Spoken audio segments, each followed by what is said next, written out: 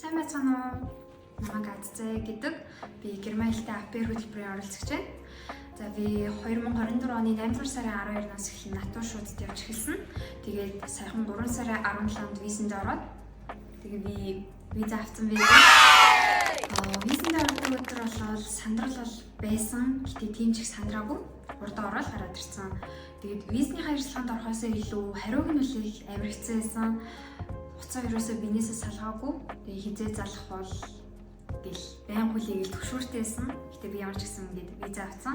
Одоо 4 сарын 2-нд нисгээд байж байгаа.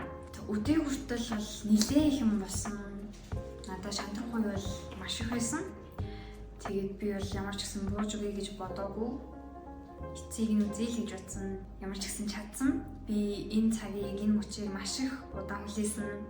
Тэгээд бас ингээд виза аваад ингээд зогсож байхад маань бол маш их тус болсон. Хүмүүс бол мэдээж натур шууд хамт олонных маань. Тэгээд баярлалаа гэж хэлмээр байна. Амжилт.